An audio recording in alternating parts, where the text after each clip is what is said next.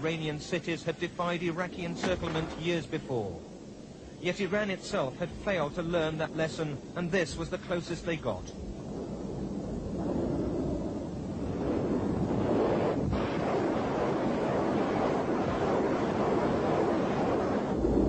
Devastating barrages by rocket and artillery, backed by armoured assaults, eventually enabled Iraq to break the Iranian stranglehold. With Iran eventually war-weary and on the brink of accepting the United Nations peace call, Iraqi forces once again poured across the border in a last-ditch land grab.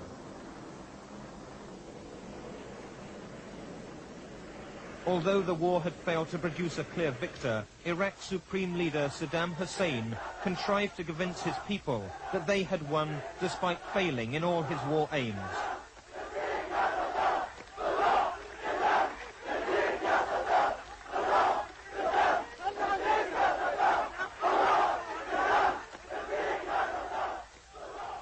Saddam had made one clear gain: popular unity.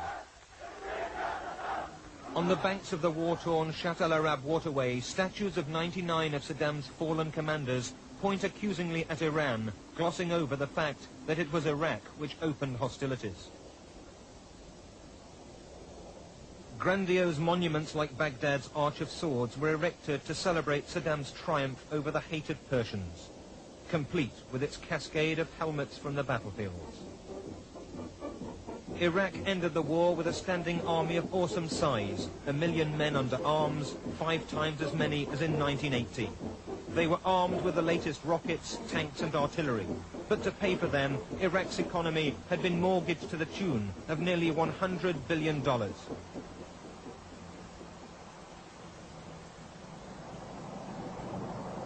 At the same time, the oil industry, its biggest earner, was devastated. 10 million shells had landed in the Basra oil fields alone, and essential facilities now lay in ruins. Iraq's invasion of Kuwait brought Baghdad several rewards: enlarged oil production and revenue, the cancellation of war debts, and the satisfaction of an ancient territorial claim.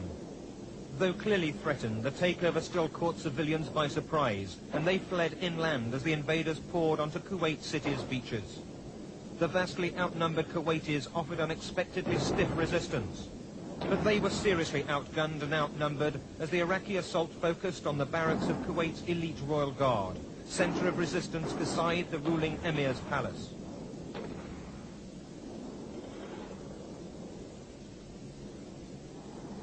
That resistance crumbled with the arrival of Iraqi helicopter gunships, but the world reacted with unprecedented solidarity.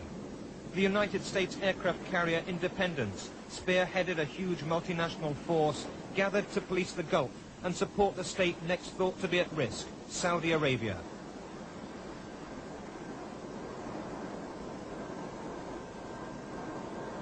Black Hawk and Apache helicopters were poured in numbers not seen since the Vietnam War. Armoured divisions, American and British, were shipped to the area, backed by troops from the United States and Iraq's rivals for Middle East leadership, Egypt and Syria. Hundreds of thousands of men now prepared for a further Gulf War.